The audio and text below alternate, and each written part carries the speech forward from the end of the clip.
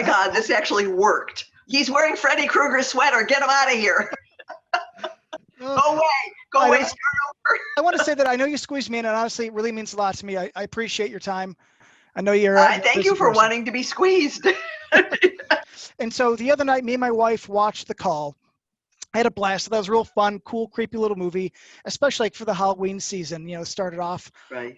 And the first thing I want to ask you is like, I like when you play bad. I like you as a villain sometimes, and I know that Insidious is the big thing, and you know you're the hero. But do you enjoy playing a villain more? Is that what like entices you to a script, or is it kind of something else when you pick it? I mean, it's always about story. I like playing bad, especially now, because I'm so pissed off about so much. It's really easy to tell people to, you know, what to do with it. Like, but and I shock myself sometimes at how nasty I can be, because I can be as nasty as the next person. I don't like that about myself, and I don't like that this world right now is making me feel that way. I mean, and that's the truth. I mean, everybody's going love, and I go, you know what? Can I swear on these things? Yeah, fuck it, let's do it. I want to say fuck it all. This is not a time. This is no flowers. This is fucked up. We're fucked up. We are doing bad things to each other, to the world, to the planet, I mean, so I sometimes live in that world, and it's bad. It's not good for you to feel that way. It's better to think about love and flowers in some regard. So I enjoy playing a character that has that venom in her. And I also like finding the balance in that, if there's, you know, the other side of it as well. It's fun to play. It is fun to play nasty characters. It's fun to unearth parts of yourself that you're not allowed to do in real life, and because you get punished for it in real life, but in a movie you don't. In a movie you get rewarded for it. So you know, you can tell people, if you tell somebody off, and you can be mad at your mate or whatever, but if you really let them know what you're really thinking, it can cause problems for, you know, days and weeks some of the time. But in a movie, it's just another take. You know, do it again, make it meaner, you know, so that it is therapeutic to I think our emotions, it's I always say acting is a safe place to tell your deepest truth, and that is a true luxury. It's most people don't have that luxury.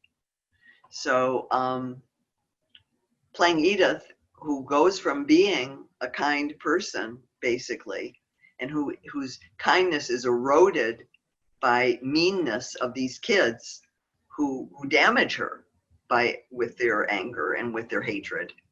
That hatred is damaging, and that for me is partly a theme of this movie too. So one of my favorite parts is actually you and Mr. Bell. And I'll be honest, I think I'm supposed to be against you, but I was kind of with you the whole time, because I was like, these kids are kind of bratty, you know. And I'm a grumpy old man. I'm not even that old, but I lost my hair. And I'm like, screw it. If people can be rude, might as well play right into it. As an actress, like, how was it playing off of Tobin Bell, and how was it doing a scene that I thought honestly was kind of the arc of your character, kind of giving her like a good side, because it was her just saying like, you know, I'm losing it, I'm sad. And I was like, man. That to me was partly the core of the character. And Tobin, I'd never met Tobin. You know, we're both proteges of Lee Winnell and James Wan, who basically, my dog is having a nervous breakdown right now. Sorry. I was really thrilled to hear he was going to do the role, because I thought that was also commercially a really positive thing for the moviegoers, you know, because people would love to see the two of us. We each have our own fan base, you know, sort of different kinds of horror that we've been in, but that have really rich fan base. So, and when we met, we had never met each other before, and it was a very quiet, sweet,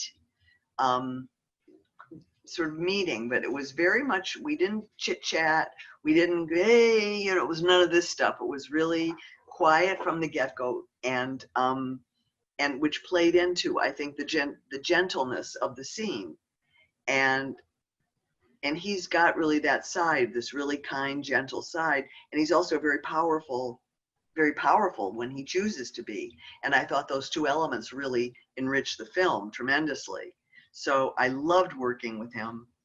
There was immediate appreciation and respect when we just greeted each other.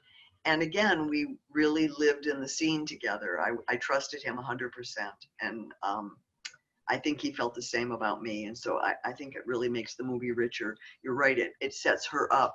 You see this deterioration that's happening to her. And then when you see who she really used to be, and it's kind of backwards, we don't see that till the very end, actually. But you see this deterioration that's happened through hatred.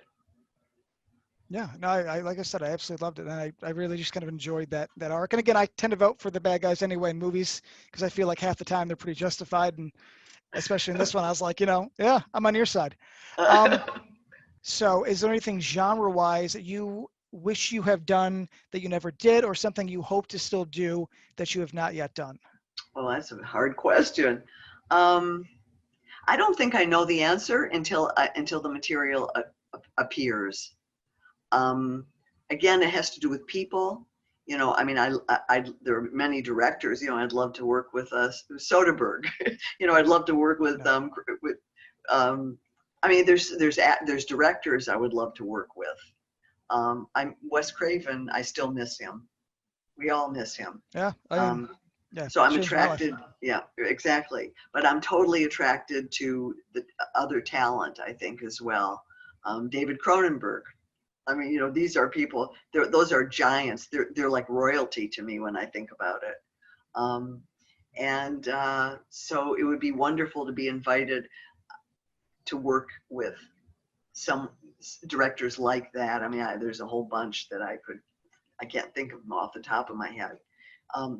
Rather than storyline, I don't really have that in mind, or even character. I don't always know it till I see it. I love acting. Love the process. I think it's just fascinating. I grew up with my sister watching Critters. I don't know if you can see this. Oh, so baby! I've always loved Sal. I like her for her like kind of 50s look, her bright red lip. And I work in the cosmetic industry, so like it's weird for me to know now watching back. It's like, oh, she has a bold, bright lip and she's rocking out, I remember working. I don't remember the name of the artist, of the makeup artist, but we really created that look sitting in the chair. Yeah, I mean, it's so iconic. It's just it's so it's the 80s, but to me as a kid it was the 50s. It looked very. But I just 1 and 2 working with the sheriff. So I'm just gonna ask this: like Critters came back with a movie last year. There's a TV show on Shudder, a little web series. Is there any possibility of you and I've always loved Mick Garris. If you ever see him, tell him. I love Mick Garris too. By the way, thank you for bringing up his name. I've always, because you guys, you were on one of his or two of the postmortems that I listened to. So is there any chance, I'm just going to ask if you could ever get back to do another Critters? If I get asked, sure. Okay. I mean, I don't know. You have to write the script, and the Chiodo brothers are still cooking. Yeah. There was this one podcast with them. I had no idea how crazy it was to make those critters. I mean, those were the big ball. I mean, the best part of the second one, it rolls over, yeah. When I remember it was Sal going, the teeth and it's rolling. But they are true geniuses. So it would always be fun to reconnect to that kind of quality of horror, which I think really these guys are all extraordinary. Mick and the Chiodo brothers, and the character is a great character. So I don't know. I never say never. Okay. Well, I hope one day that you put the red lipstick back on and get one more sellout for us. So I've been told, or at least internet rumblings, that Sinister might be doing a crossover with Insidious. Is there any way they would get you back? I would always go back to them. Always. I don't know if that'll ever happen, but you never know. Again, never say never. Fans are powerful, and also people listen to what they are interested in. So, and Jason Blum, who is a genius, bar none. I mean, and also one of the most wonderful people I've ever met. He listens, he's one of these people who listens to ideas, and who knows what could be, you know? I mean, that's the good news. We just want to get, if we can get our lives back on track That's a good first, Yeah. that's got to happen. I don't think a whole lot's going to happen till things get better. And this has been very painful time. I'm not a depressed person. I went through a kind of depression that really scared me because I just couldn't see my way out at that for moments. It was just like I was so unhappy and and so miserable to have to put that stupid mask on and and afraid to go to Ralph's. I mean, really? It's like, there's scarier things than Ralph's, but not really. I mean, it doesn't get scarier than You don't know Ralph's. now. Yeah, you don't know. That's the problem. It's like one trek out. Yeah. So long story short, I'm looking forward to the light at the end of this tunnel. There is a light somewhere in there. It's not going to happen yet. Probably not till after November 3rd anyway.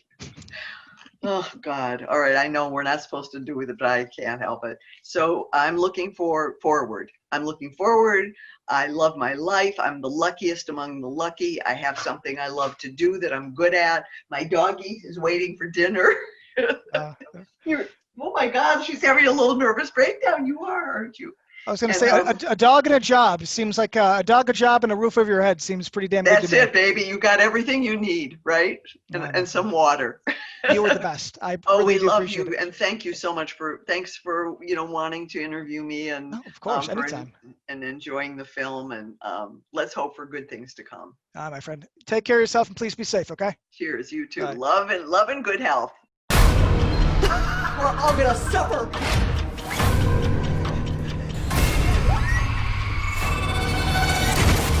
Get on the phone. Devastating to her. What do you want? Vengeance.